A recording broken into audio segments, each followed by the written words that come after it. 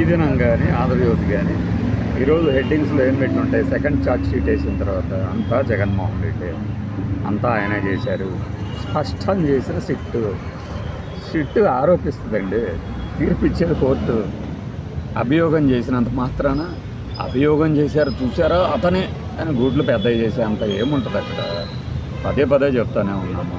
ఆధారాలు ఏవి, తప్పేంటి మీరు చెప్పిన దాంట్లో? మన వ్యూవర్సు, మన కింద కామెంట్లు పెట్టేవాళ్ళు, టీడీపీ ఫాలోవర్లు కూడా అన్నా కవర్ చేయకన్నా అందరికీ దొరికిపోయారన్నా అంటారు కదా. ఏం దొరికిపోయారు, ఎలా దొరికిపోయారు? ఒక చిన్న ప్రశ్న. వాసుదేవరెడ్డిను, ధనుంజయ రెడ్డిను, రాజకేశి రెడ్డిను ఫలానా అధికారిగా నియమిస్తే దాని ద్వారా దోషిగా ఎలా తేలుతారు? జగన్మోహన్ రెడ్డి కన్ఫర్డ్ ఐఏఎస్ కిందనో కన్ఫర్డ్ ఐపీఎస్ కిందనో ఎవరినో తీసుకొచ్చి పెట్టారు.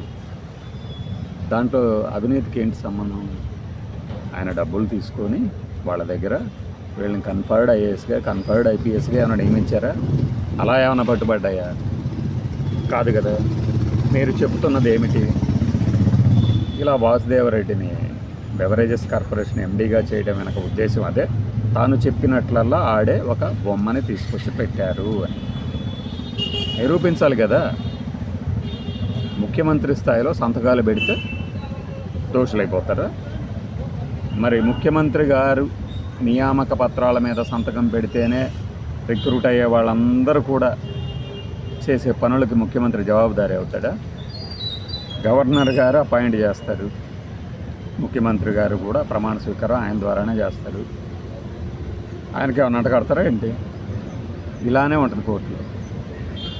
కార్పొరేషన్, బెవరేజెస్ కార్పొరేషన్ కానీ, లేదంటే వాటర్ ఇరిగేషన్ అంటే ఈ జల వనరుల శాఖకు సంబంధించి కానీ ఏదన్నా ఒకదానికి చేయండి, ఎండీగా తీసుకోవచ్చు అంటే ఆయన బెవరేజెస్ కార్పొరేషన్ ఎండీగా నియమించారు.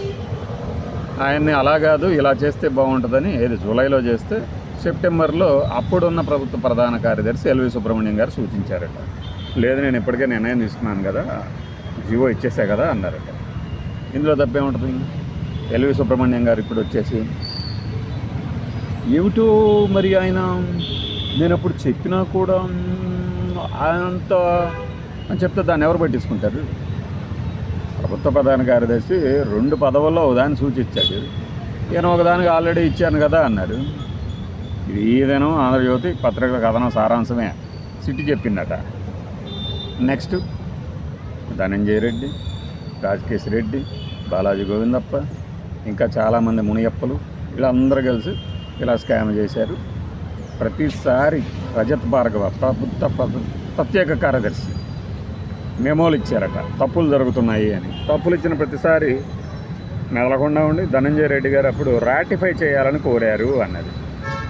దానికి దీనికి సంబంధం ఏంటి? ఈయన విజిల్ బ్లోయర్గా ఏమన్నా మారాడా? రజత్ భార్గవ గారు విజిల్ బ్లోయర్గా ఏమన్నా మారారా? మారలేదు కదా. కిక్ బ్యాక్స్ గురించి ఈయనకు తెలుసా? కిక్ బ్యాక్స్ ఈయన సమక్షంలో జరిగాయా? ఈయన సాక్షిగా ఏమన్నా చూశాడా? మరి అవినీతి అనే దాన్ని ఎలా ప్రూవ్ చేస్తారు? ఎక్కడో దొరికిన డబ్బుని దీని ప్రకారమే చేశారంటే వీళ్ళు వ్యాపారాలు చేయరా? మీరు ఒక పద్ధతిలో వెళ్ళట్లా, పద్ధతిలో వెళ్తే దొరుకుతుంది. లేదనుకోండి ఇలాంటి ప్రశ్నలకు సమాధానం చెప్పలేక మొహం ఏలాడేస్తారు. నువ్వు అరెస్ట్ అంటూ చేయాల్సి వస్తే అది చాలా వెంటనే జరిగిపోవాలి. రిమాండ్లు వెంటనే వస్తున్నాయి కదా, అది చేయకుండా ఏదో పెద్ద పద్ధతి ప్రకారం చేస్తున్నాం మేము అంటే ఎలా కుదురుతుంది? చెప్పాలి కదా. మినిమం ఈ ప్రశ్నలకు సమాధానాలు చెప్పాలి కదా. ఫలానా వాళ్ళని నియమించడం ద్వారా వారి అవినీతిని మీరు ఎలా నిర్ధారిస్తారు అని. లేదు సార్, మేము వారు డబ్బులు తీసుకుంటుండగా మేము చూసాం యురేనర్, ఆ వీడియో ఇది యురేనర్ అని ఏమైనా చూపిస్తారా? లేదు కదా. మరి ఇంకా ఆ తర్వాత ఈ మెమోలు, ఈ రాటిఫై చేపిస్తాలు ఇవన్నీ దేని కిందకు వస్తాయి? కార్యనిర్వాహక శాఖ కింద. ఇదిగో ఈయన ఈ మెమో ఇస్తే ఈ మెమోలు కాదు, ఆ నిర్ణయాన్ని మీరు రాటిఫై చేయండి అని అడిగారు. దానిలో తప్పును మీరు ఎలా? అక్కడ కూడా మీరు ఏసీబీ యాంటీ కరప్షన్ బ్యూరోకి సంబంధించినటువంటి అంశాలని పొందుపరిచినప్పుడు డబ్బు దొరికింది ఎప్పుడు దొరికింది, సంవత్సరం తర్వాత ఎప్పుడు, ఎక్కడ పట్టుకున్నారు, ఇక్కడ పట్టుకున్నారు, ఏం చేశారు, సీజ్ చేసిన డబ్బులు ఏం చేశారు, ఇదివే ఇక్కడ పెట్టాము, ఆ డబ్బు వీరిదేనా నిరూపిస్తాం, ఆధారాలు ఏవి, ఇవే ఆధారాలు, ఈ ఆధారాలు సరిపోవు, ఆ డబ్బు ఈ డబ్బు ఒకటే అని చెప్పడానికి ఆధారాలు సరిపోవు. గూగుల్ టేక్అవుట్లు పలానా చోట కలిశారు, పలానా యంత్రాంగంలో ఉన్నవాళ్ళు పదే కలుస్తున్నారంటే కలవకూడదని రూల్ ఉందా? నేను లీగల్ ప్రొసీజర్ గురించి చెప్తున్నా, కలవకూడదని రూల్ ఉందా? లేదు యువర్ ఆనర్. దీనికోసమే కలిశారని ఆధారాలు ఉన్నాయి యువర్ ఆనర్. సో ఇలా సాగుతుంది. ఈ ఆధారాలని క్షుణ్ణంగా పరిశీలించి జడ్జి గారు నిర్ణయాలు తీసుకుంటారు.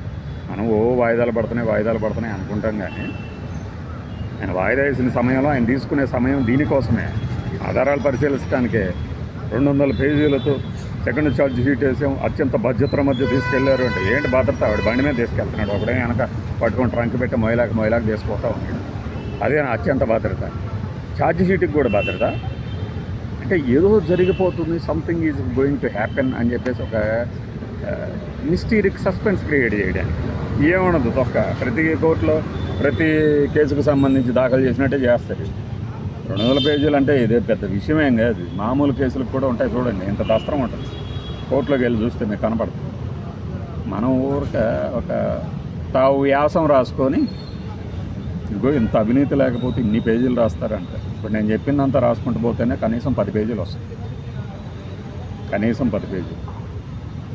అలాంటప్పుడు దీంట్లో ముఖ్యమంత్రి అంతిమ లబ్ధిదారు అని తేల్చేసిన సిట్ తెలుసలా, సిట్ ఆరోపించింది, కోర్టు తేల్స్తుంది, కోర్టు కొట్టేస్తుంది, కోర్టు నిర్ణయిస్తుంది.